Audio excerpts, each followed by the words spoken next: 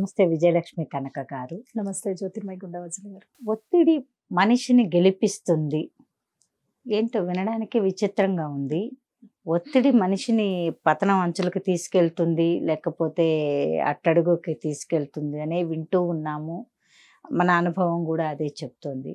But ఒత్తిడిని ఎలా జయించాలో, ఒత్తిడి నుంచి మనిషి ఎలా గెలుస్తాడు? చూడండి, ప్రతిదానికి 2 దారులు ఉంటాయి. తీసుకునే మనిషిని బట్టి ఉంటుంది. నేను ఇప్పుడు చెప్పాలనుకున్నది ఏంటంటే, అందరికీ తెలిసింది ఏంటి, ఒత్తిడి వల్ల నష్టం ఉంటుంది అనేది. ఆ దారి వదిలేయండి. ఇంకొక మంచి దారి కూడా ఉంది, అది చూడండి. అదేంటి అంటే, ఒత్తిడి మనల్ని గెలిపిస్తుంది. ఎలా అంటే, దీనికి కూడా నేను ఒక రియల్ టైమ్ ఎగ్జాంపుల్, అంటే ఎగ్జాంపుల్ కన్నా అనడం కన్నా ఒక మంచి నిజమైన జీవితంలో నుంచి తీసుకున్నటువంటి కథ. యాజ్ యూజువల్ నేను అబ్దుల్ కలాం గారిది తీసుకుంటాను. ఆయనకి మన మెడ్రాస్ దాంట్లో చేశారు కదా ఆయన.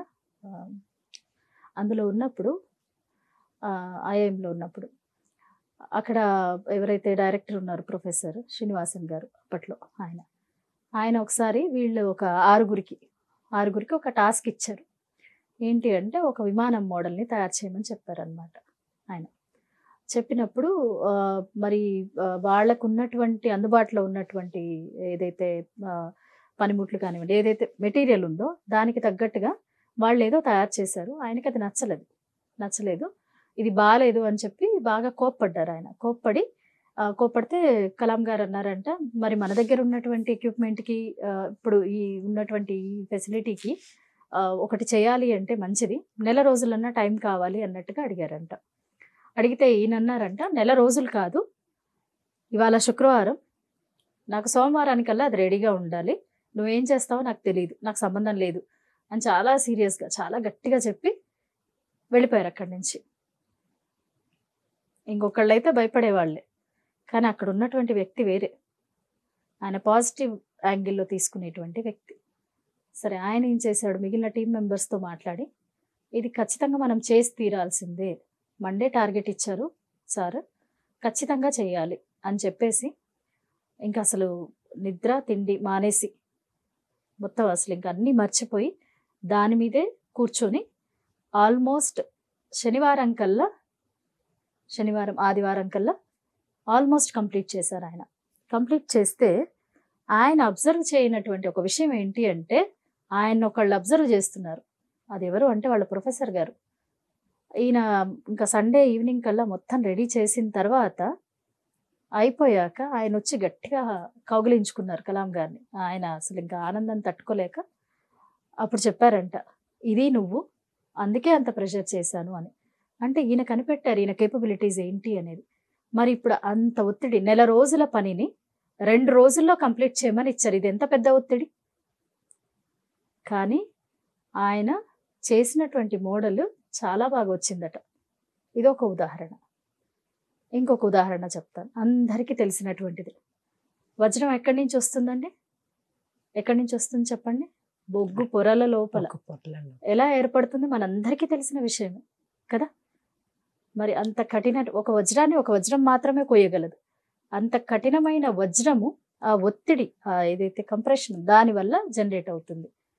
కరెక్ట్గా తీసుకుంటే ఒత్తిడిని, ఇప్పుడు ఒక సిచ్యువేషన్ వచ్చింది, దాన్ని నెగటివ్గానే ఎందుకు ఆలోచించాలి, పాజిటివ్గా ఎందుకు ఆలోచించకూడదు? దాన్ని కరెక్ట్గా ఎందుకు, ఒక సక్రమమైన మార్గంలో ఎందుకు వెళ్ళకూడదు? మనం ఒక పని ఉంది, 10 గంటల్లోనే చెయ్యాలి, 10 రోజుల పని, ఎందుకు ఆలోచించకూడదు? ప్రత్యామ్నాయం అంటే దీనికి వేరే దారులు ఏమన్నా ఉన్నాయా, దీన్ని సింప్లిఫై చేయొచ్చా, లేదా చేయొచ్చా, చేయలేమా, ట్రై చేస్తే కదా. అసలు ముందే చేయకుండానే నెగటివ్గా ఆలోచిస్తే డెఫినెట్గా అది ఒత్తిడే తెస్తుంది. అంటే ఆ ఒత్తిడి ఖచ్చితంగా మీరు అన్నట్టుగా నెగిటివ్కి వెళ్ళిపోయి, స్ట్రెస్లోకి వెళ్ళిపోయి 10 మందితోటి ఏమున్నది ఇంత అయితే, నన్ను 10 రోజుల పని 10 గంటల్లోనే చేయమన్నారీనా అని ఆ మాటల వల్ల క్రియేట్ అయ్యే స్ట్రెస్సే ఎక్కువ, అనవసరమైన స్ట్రెస్. అది కదా వ్యర్థం. దానికన్నా ముందు అసలు చేయగలనా లేదా, చేయాలి అంటే చేయమన్నారు, ఇక వేరే దారి లేదు, ఎలా చేయాలి, దానికి ఒక ప్లానింగ్ వేసుకొని దీంట్లో పాసిబిలిటీస్ ఏంటి, దాని మీద వర్క్ చేద్దాం, ఆ ధోరణి కదా మనల్ని ముందుకు తీసుకెళ్తుంది.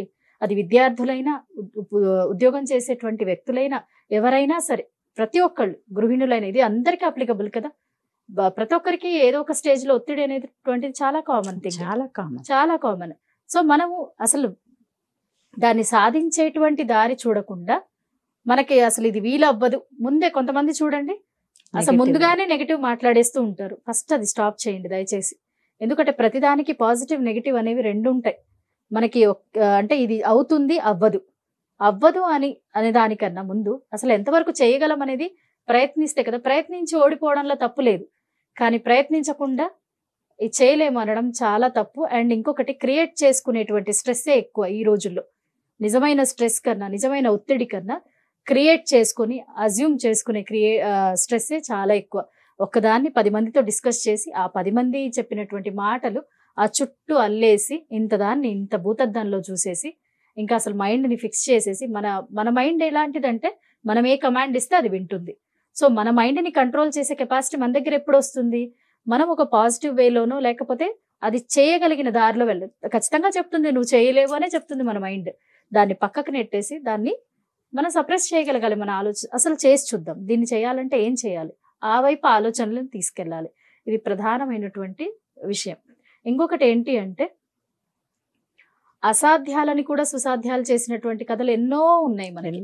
అసలు ఇది ఎవరూ చేయలేరు, అసలు ఇంక ఇది సాధ్యం కాదన్న పని కూడా చాలా ఈజీగా చేసిన వాళ్ళు ఉన్నారు కదా. చాలా 200 సంవత్సరాల భారత బ్రిటిష్ పాలన ఎవరు ఎక్స్పెక్ట్ చేయలేదు. ఎన్నో దశాబ్దాలు శతాబ్దాలు గడిచిపోయిన తర్వాత మనకు వస్తుంది స్వతంత్రం అనేసి ఎవరు ఎక్స్పెక్ట్ చేయలేదు. అప్పటికే మనం కూడా అలసిపోయినాం. అట్లాంటిది మన చేతుల్లోకి వచ్చింది కదా. అది నిర్విరామంగా కొంతమంది శ్రమించడం వల్ల. సో నేను అనేది ఏంటంటే, ఇప్పుడు మనం అందరం కూడా రెస్పాన్సిబుల్ సిటిజన్స్ ని. దానికన్నా ముందు మనం మనుషులమి. ప్రతి ఒక్కరికి ఒక జీవితం ఉంది. జీవితంలో ఒడిదుడుకులు ఇవి ఏవైతే పాజిటివ్ నెగిటివ్ చాలా కామన్. సో నెగటివ్స్ ఎప్పుడు తగ్గుతాయి మనకంటే మన మైండ్ సెట్ పాజిటివ్ గా ఉన్నప్పుడే. మనం చూసేటువంటి లెన్స్ కరెక్ట్ గా ఉండాలి. మీరు పాజిటివ్ లెన్స్ తో చూడండి, అంతా పాజిటివ్ గానే కనిపిస్తుంది.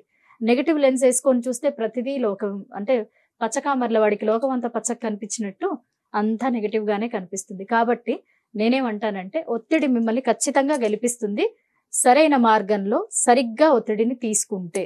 ఇది ప్రతి ఒక్కరూ గమనించాల్సిన విషయం.